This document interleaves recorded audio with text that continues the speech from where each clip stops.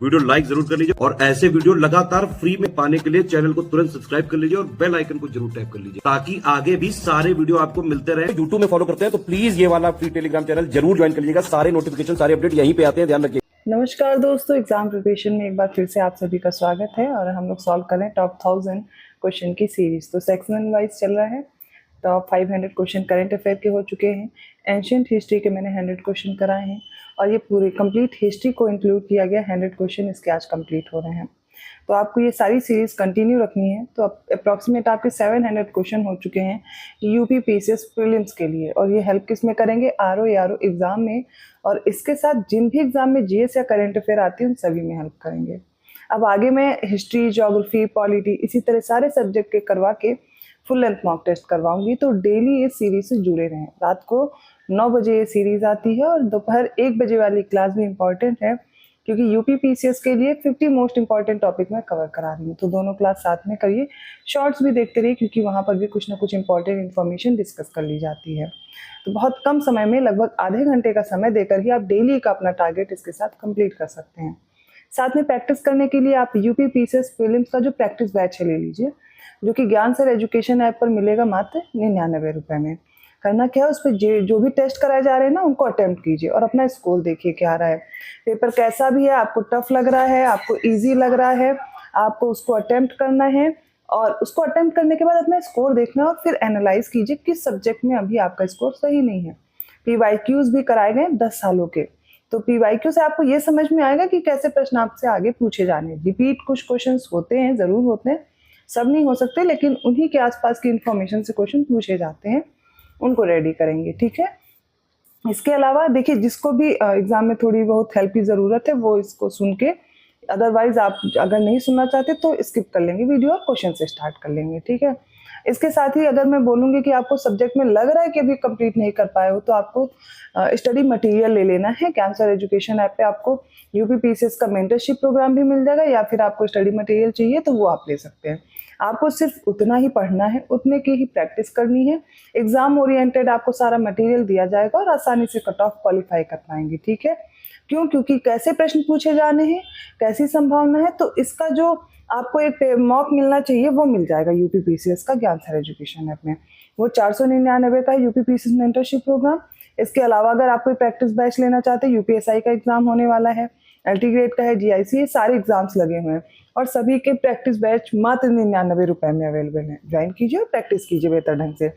किसी भी एग्जाम की प्रिपरेशन आपको बहुत पहले से ही शुरू करनी चाहिए। आप एग्जाम टाइम का वेट करें, कब आपको बताया जाएगा कि आपका कब एग्जाम होना है, एडमिट कार्ड कब आएगा, फिर शुरू करेंगे तो फिर इतनी जल्दी इतना स्ट्रेस होता है कि आप जो चीज़ें याद करेंगे वो भूल जाता है। प्रैक्टिस पहले से ही बना के रखनी चाहिए, तभी आप यूपी पीसीएस प्रीलिम्स पे टारगेट कर रहे हैं। लास्ट टाइम की क्या स्ट्रेटेजी होनी चाहिए वो मैंने अभी बताया कि आपको क्या करना है।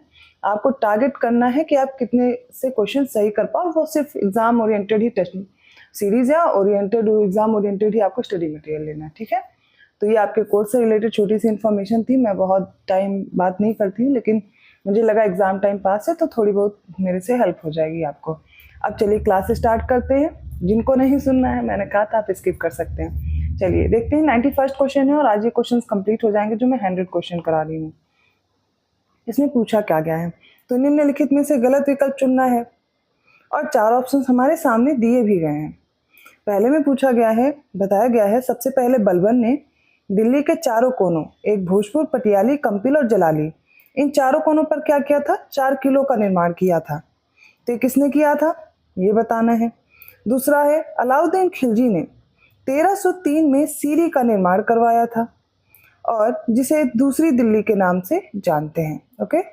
थर्ड ऑप्शन क्या है, 1533 में हुमायूं ने दिल्ली में दीन पनाह नगर की स्थापना कराई थी और बताना है इनमें से कोई भी गलत नहीं है। राइट आंसर क्या होगा समझते हैं पहले। तो 4 कोने थे, भोजपुर, पटियाली, कंपिल और जलाली। यहाँ पर बलबन ने दिल्ली के चारों कोनों में किलों का निर्माण कराया था, सही है। 1303 में सीरी का निर्माण करवाया था अलाउद्दीन खिलजी ने, जिसका दूसरा नाम क्या है, दूसरी दिल्ली।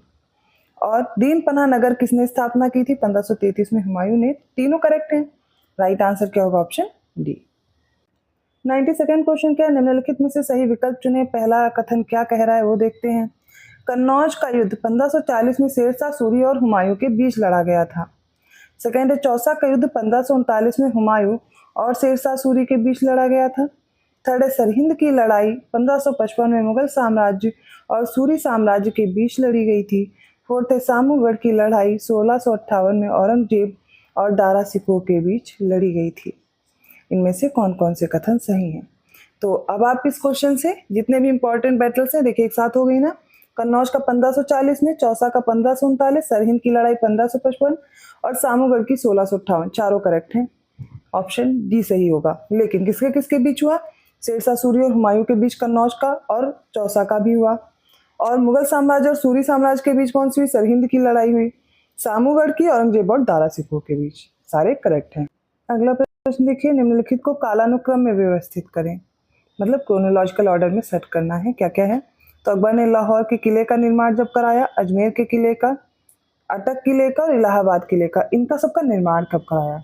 और अब ऐसे प्रश्न पूछे भी जा रहे हैं। जौनपुर का शाही पुल कब बनवाया था? 1564 में। फिर लाहौर किला आ जाता है, मतलब मैं बता दे रही हूँ किसका किसका निर्माण कराया है। लाहौर के किले का निर्माण हुआ था 1565 में, ठीक है। अजमेर के किले का निर्माण हुआ था 1570 में। अटक के किले का निर्माण हुआ था 1581 में और इलाहाबाद के किले का निर्माण हुआ था 1583।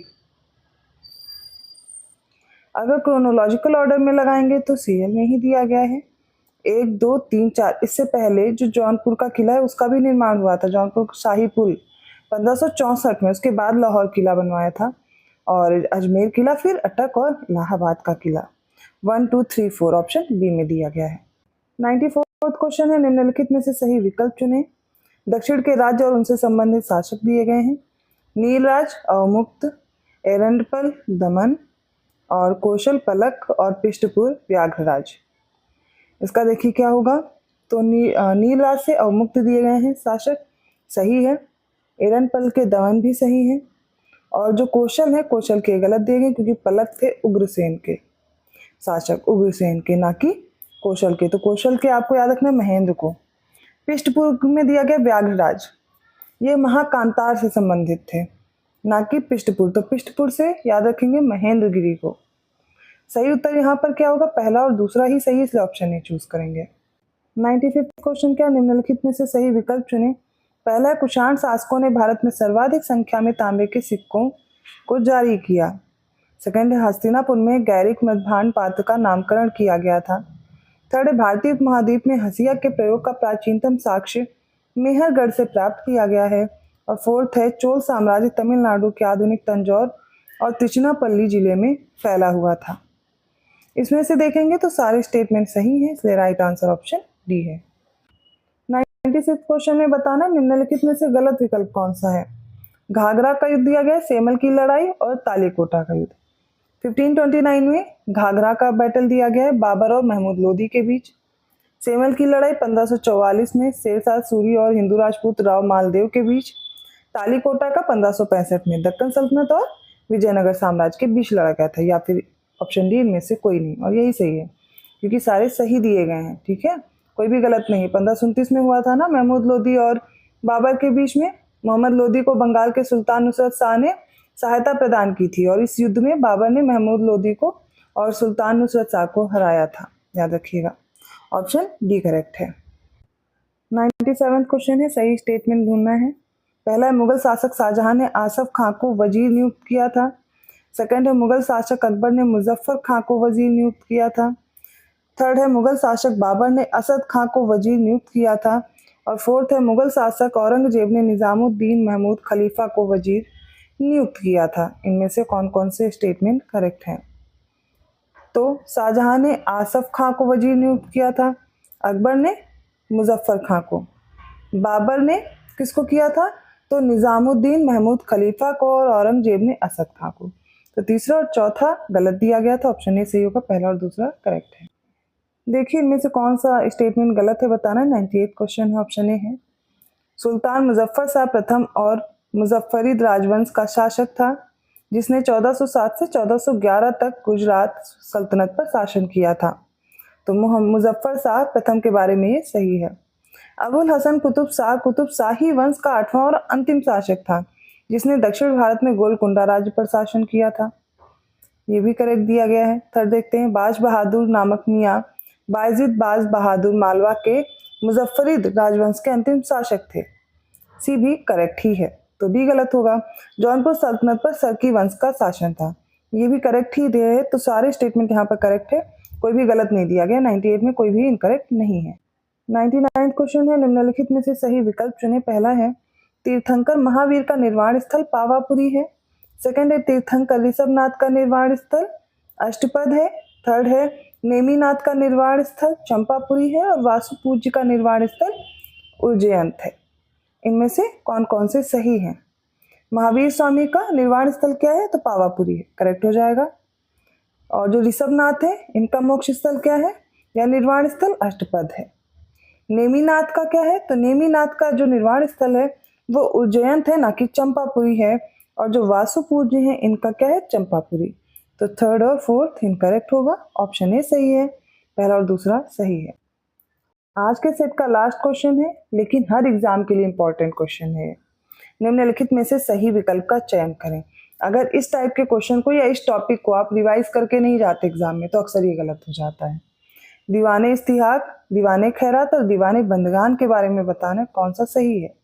तो दीवाने इस्तिहाक अलाउद्दीन खिलजी, दीवाने खैरात मोहम्मद बिन तुगलक, दीवाने बंदगान फिरोज शाह तुगलक, और ऑप्शन डी है इनमें से कोई नहीं। तो किसने किस विभाग की स्थापना की, ये पूछा गया है। दीवाने मुस्तक राज जो वित्त विभाग था, उसकी स्थापना की थी अलाउद्दीन खिलजी ने, ना कि दीवाने इस्तिहाक की। दीवाने इस्तिहाक, दीवाने खैरात और दीवाने बंदगान, इन सभी की स्थापना किसने करी? फिरोज शाह तुगलक ने, सी सही है, बाकी इनकरेक्ट हैं। तो किनका किनका? दीवाने खैरात, दीवाने बंदगान और दीवाने इस्तिहाक। किसका नाम याद रखेंगे? फिरोज शाह तुगलक का। मोहम्मद बिन तुगलक ने दीवाने को ही एक कृषि विभाग था वो बनाया था, ये भी गलत है। और दीवाने अर्ज जो सैन्य विभाग था वो बलबन ने बनवाया था। इसका करेक्ट आंसर ऑप्शन सी, एक बार फिर से याद कीजिए।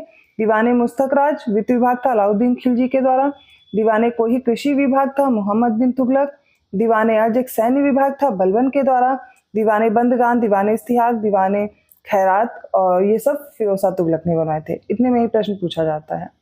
तो ये आज आपका सेट कंप्लीट होता है हिस्ट्री का। नेक्स्ट सब्जेक्ट कल से स्टार्ट करूंगी, ठीक है? तभी हिस्ट्री के क्वेश्चन आप लोग 200 प्रश्न हल कर चुके हैं। आगे अब मैं क्वेश्चन का नंबर जो है वो बढ़ा दूंगी। वीडियो कैसा लगा कमेंट करके जरूर बताइएगा, आपके लिए हेल्पफुल है तो प्लीज़ लाइक भी कर दीजिए। चैनल को सब्सक्राइब नहीं किया है तो कर लीजिए और ज़्यादा से ज़्यादा शेयर करने की कोशिश कीजिए। मैं ऐसे ही इंपॉर्टेंट क्वेश्चंस के साथ आती हूँ अगली क्लास में। कोर्स से रिलेटेड इन्फॉर्मेशन मैंने पहले ही दे दी है। आप ज्ञान सर एजुकेशन ऐप डाउनलोड कीजिए, आपको कोई प्रैक्टिस बैच नहीं लेना है, फिर भी प्रैक्टिस करिए फ्री में। आपको फ्री वीकली टेस्ट वाले सेक्शन में जाना है ऐप में और वहाँ पर प्रैक्टिस करनी है। क्वेश्चन जरूर लगाइए डेली, वो आपको हेल्प करेंगे, ठीक है? अगर कोई इन्फॉर्मेशन चाहिए कमेंट करके पूछ सकते हैं। धन्यवाद।